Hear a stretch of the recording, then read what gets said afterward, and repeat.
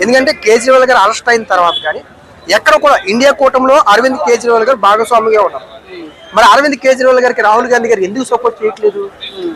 ఎందుకంటే మొన్న 23 ఎన్నికల్లో 2024 సార్వత్రిక ఎన్నికల్లో నెక్స్ట్ ప్రధానమంత్రి ఎవరు అంటే నరేంద్ర మోడీ గారి తర్వాత అరవింద్ కేజ్రీవాల్ గారికి 12% మద్దతు ఇచ్చారు.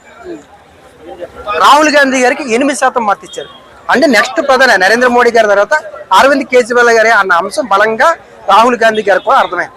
అంటే ఎప్పటికైనా ప్రధానమంత్రి దేశంలో అరవింద్ కేజ్రీవాల్ గారు ఉంటారనే ఉద్దేశంతో ఆ రోజు రాహుల్ గాంధీ గారు అరవింద్ కేజ్రీవాల్ సపోర్ట్ చేయండి.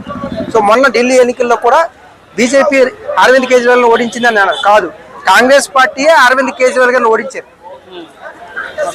రాహుల్ గాంధీ గారి వల్లనే అరవింద్ కేజ్రీవాల్ ఓడిపోయారు. అరవింద్ కేజ్రీవాల్ 3వ ప్రత్యామ్నాయ రాజకీయ వ్యవస్థ తీసుకొచ్చారు.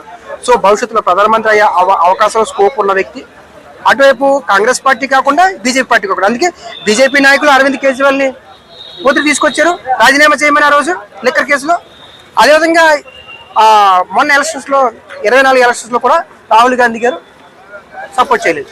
అంటే ఒక ఇండియా కూటమిలో భాగస్వాములైన అరవింద్ కేజ్రీవాల్ గారికి ఎన్నికల్లో సపోర్ట్ చేయట్లేదు. కేంద్ర ప్రభుత్వం ఆయన హరాస్మెంట్ చేస్తే కేసులో ఇరికిస్తే అక్కడ కూడా సపోర్ట్ చేయట్లేదు. ఇంత పెద్ద జడ్జిమెంట్ వస్తే కూడా రాహుల్ గాంధీ గారు ఎందుకు స్పందించట్లేదు? ఈ జడ్జిమెంట్ రాహుల్ గాంధీ గారు ఏమైనా తీర్పు చెప్పారా? స్టేట్మెంట్ ఇచ్చారా? ఇవ్వలేదు. ఎందుకు ఇవ్వలేదంటే ఇది రాహుల్ గాంధీ గారికి అంత అనుకూలమైన వాతావరణం కాదు. ఎందుకంటే అరవింద్ కేజ్రీవాల్ లిఫ్ట్ అవ్వడానికి ఇది స్కోప్ ఉంటుంది కాబట్టి. అరవింద్ కేజ్రీవాల్ ఒక మాట ఇప్పుడు చాలా హార్డ్ కామెంట్ చేయడం జరిగింది. ఇప్పటికిప్పుడు ఢిల్లీలో ఎలక్షన్ పెడితే 10 బీజేపీ సంపాదించినా నేను రాజకీయ సన్యాసం తీసుకుంటానని చెప్పడం జరిగింది. ఎట్లా చూస్తారు ఈ మాట? ఖచ్చితంగా ఉంటుంది అలాంటి మాట. ఎందుకంటే 10 కూడా కొట్టాలంటారు బీజేపీకి మొన్న ఎలక్షన్ లో 27% ఓట్ బ్యాంక్ ఉంది. మొన్న ఎలక్షన్స్ లో 27%. బీజేపీకి దేశంలో ఎక్కడైనా సరే 30% ఓట్ బ్యాంక్ ఉంటే వాళ్ళే అధికారం. 100 సీట్లు 30 అయినా సరే వాళ్ళే లాగేస్తారు. సో అంత పవర్ఫుల్ మేనేజ్మెంట్ ఇప్పుడు దేశంలోనే పొలిటికల్ స్ట్రాటజీస్ లో బీజేపీ నెంబర్ 1 ఉంది.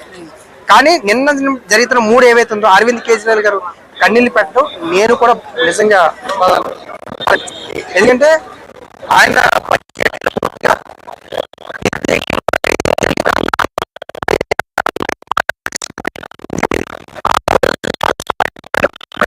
ఏ రాష్ట్రంలో కూడా 46% బడ్జెట్ లో పెట్టలేదు. అంటే ఒక రాజకీయ వ్యవస్థలో ఆయన పెరు మార్పులు తీసుకొచ్చారు.